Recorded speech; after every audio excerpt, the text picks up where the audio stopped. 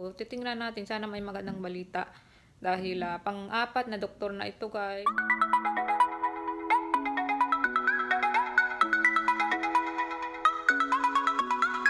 Hi guys, ayan, so si Ayen tsaka si Glenn nasa dentista, meron si Ayen schedule ngayon ng dentista, kinuha siya ng daddy niya sa school. Ako sumama dahil meron din akong ibang ginagawa dito sa bahay, so titingnan natin, sana may magandang balita. Dahil pang-apat na doktor na ito, guys. Napakahirap dito mag-schedule ng doktor. Buti nga ito na schedule ni Glenn. Yung unang tatlong doktor or dentista na pinuntahan, di maganda yung balita dahil gusto pa nila maghintay ng taon, parang ganun. Or di kaya yung isa, parang 2 years ago, sinabi na niya after 2 years, then nung pumunta sa kanya, another year na naman daw maghintay. So yung last na visit nila sa doktor pag uwi, actually, maiyak-iyak pa si Ayen dahil wala ngang magandang balita. So, tingnan natin ito ngayon. Sana meron siyang ibang suggestion na pwedeng pansamantala, no? Mailagay doon sa ngipin ni Ayen.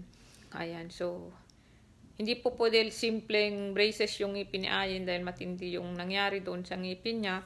At siguro maaring may magtatanong sa comment kung ano ba talaga nangyari, ba't nakaganon. Meron pa akong video about dyan. Maaring kung mahanap ko siya, ilalagay ko sa link or sa description box. Okay? Para malaman nyo yung dahilan, yung nangyari sa ngipin niya, ba't nakaganon. Ayun. Those black kids. Ayaw nila? Ayaw. Ano sabi? Ayaw may maganda bang balita? Kasi naka-smile ka noon, last visit mo, umiiyak ka eh. Ano daw? Bawal nga daw. Mga 2 years na. Meron ka na schedule, no? Ayaw na yan? Baka. Ano daw sabi? Yun feeling. Feeling daw, meron daw remedyo. Hindi ka surgery? 20. Ha? 620 ang bayad. Doon lang sa... Both teeth. Gamitin na natin yung ano mo. Gamitin daw ang pera ng ano? Anong pera? Ng YouTube? 620 ang overall. Kaya magsipag ka mag-vlog para may pangbayad tayo dyan ng ngipin mo. Hindi ngayon nga daw babayaran isang ganun. Kailanman na naman gagawin? Lang yung gano'n po, mamaya. Next month. Next month. Mamaya na. Next month. Kasi last time yan, nag-doktor sila. Maiyak-iyak siya, teary-eye siya. Kasi sabi na naman ng doktor, another 1 year ka na naman maghintay. Kaya pala ang laki ng smile mo eh. Halatang halata eh. Dito nga tayo, bakit? Kaya sabi ko, bakit kaya ang saya-saya ni Ayen? Meron pala magandang balita. Pero sure yun. Baka pagdating mamaya ay, hindi pala, na-x-ray ka na naman. Yan ang ayaw ni Glenn. Pinpunta ng doktor yan, in-x-ray. 620 ang bayad. 600 yung feeling lang. At least, hindi, pero pang matagalan mo magagamit. Ingatan mo ha. Hanggang tumubo daw lahat ng ano niya. Tingnan mo. 3 dentista ang pinuntahan namin noon the fourth one. Lahat ayaw. Pagka matanda na raw siya, ikakrown na siya. Oo. Kailan matanda? Parang si mamang na. Where's mother? Iniwanan namin. Doon sa doktor. Sabi nyo rin ang bunganga niya. Sabi ko, napakasaya ng trip niya ngayon. Una sa dentist, doon lang siya. Paano? Ako nga hindi sumama. Sabi ko, wag ka na sumama. Uupo ka lang doon. Kaya nga ako hindi sumasama. Ayaw ko talaga ng mga Pagkatapos pumunta pa kami sa sasakyan, nandoon na naman siya. Pumunta na naman kami sa sasakyan. Kaya nandoon na naman siya, nakaupo lang. Kaya ayaw ko sumama. Pero siya talagang yung kanyang paa. Matapos na kasi parang gusto niya lagyan ng anti-itchy. Matapos kasi daw makatim paan niya. Tapos nakachinelas na naman siya. Hindi pa nag-i-scarf. Tingnan ko na ba. Ganitong itsura yung bralette, oh. See? Hindi, pwede kaya nag-vlog ka. No? Sinasabi ko sa iyo. Yan, no? Kaya nga para siyang ano eh. Hindi ko tayo. Parang naiti sa dating. Sexy ang dating niya eh. Hindi. Hindi. Hindi, mother. Nasa camera, gagawin. Bumalik na si Glenn sa trabaho niya, guys. Actually, sumaglit lang talaga siya para ihatid si Ayin.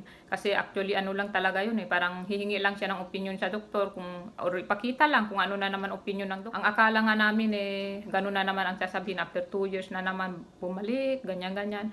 But ang saya-saya namin lalong-lalo na si Ayin dahil meron remedyo na naibigay yung doktor. Bukas, pababalikin siya umaga. So sandali lang daw yun, wala pang siguro mga 2 or 3 hours. So, abangan nyo po ang susunod nating vlog, guys. Dahil yun na, ang susunod kong vlog. Tingnan natin yung pagbabago. And then, thank you so much pala, guys. Dahil 4,000 na po tayo. Ayan, umabot na po tayo ng 4,000. Actually, ang nagre-remind sa akin lagi yung aking mga subscribers. Magko-comment sila. Isa na lang, 4,000 na. Lalong-lalo na si... Ayan, si Joyce. Joyce Ganasias. Thank you so much, Joyce. Lagi yan. Palagi niya kung nire-remind ilan na yung subscribers natin. Sa mga lumang subscribers na nandyan pa rin, sa mga bagong subscribers, thank you so much, guys. Napapasaya nyo kami pag nakikita ko lumalaki ang ating subscriber, yung ating views. Masayang-masaya kami, guys. Thank you so much sa suporta. Sana di kayo magsasawa. Alam nyo noon, nung nag-umpisa ako, kahit 100 nga, parang sabi ko, makaabot lang ako ng 100 views. Ang saya-saya ko na, sabi kong ganun. But more than that pa yung binigay nyo sa amin, guys. Kaya maraming salamat. Yung 4,000 sa akin, guys, napakalaki na yan. Parang napakalaking bagay na umabot ka ng 4,000. Yung ibang subscriber, guys, meron mga tanong, maaring gagawa ako ng Q&A na lang para doon. Dahil medyo parang mahaba ang sagot na dapat nasagot doon sa mga tanong nyo. Kaya abangan nyo po yan. Yung anak ni Rose, sabi ko, na I wanna start to do diet because I'm getting fat. Sabi niya, no, don't start diet. You're too young. You're too young. How old are you? Sabi ko, 12. Sabi niya, don't start diet.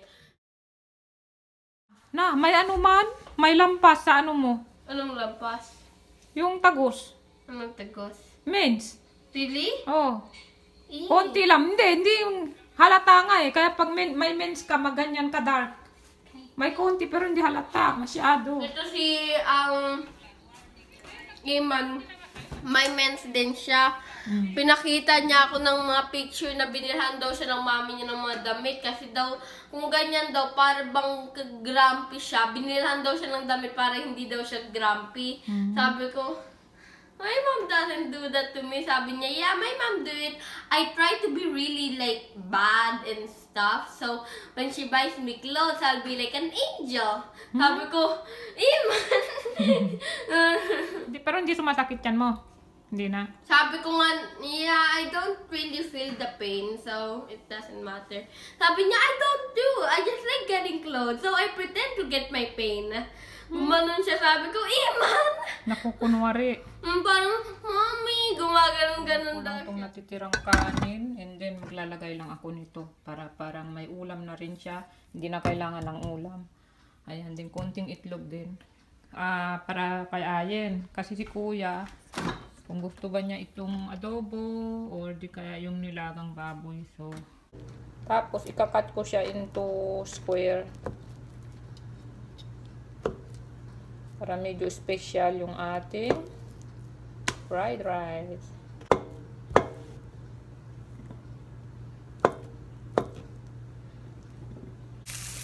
Lutuin muna natin yung spam. Then, nagluluto na ako ng itlog. Ganito lang, hinalo ko lang siyang ganyan. So, brown na yung ating spam. Lagyan na natin ng bawang.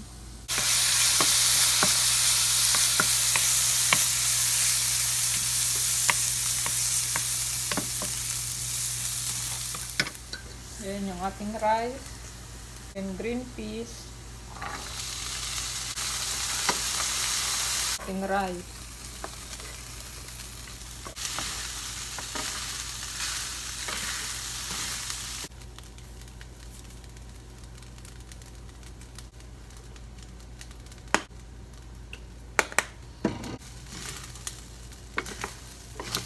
Yan, ilalagay na natin yung itlog.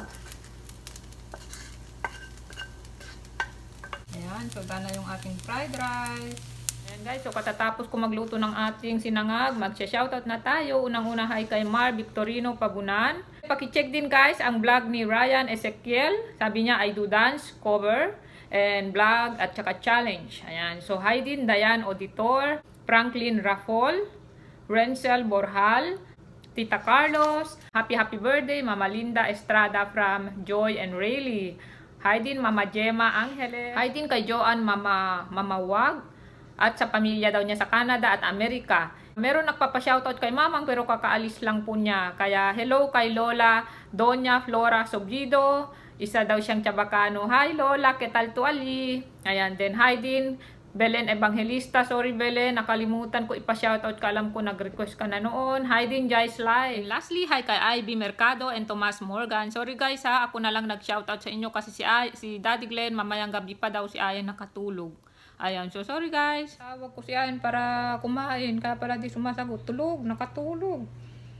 Ayan, so hintayin na lang natin si Kuya. Parating na siya. Mala natin ang ano ni Kuya. Rice.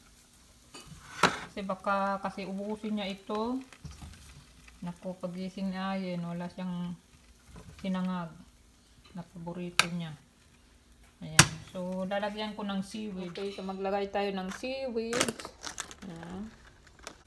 Ikakat natin siya ng pahaba.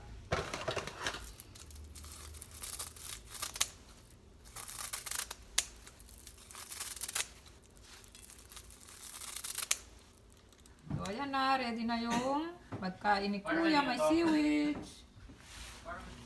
Tayo na Kuya, kain na tayo. Ubusin yung kuwan ha dahil pagising ni Ayan, hanapin niya yan. Ano yan? Iniinit mo.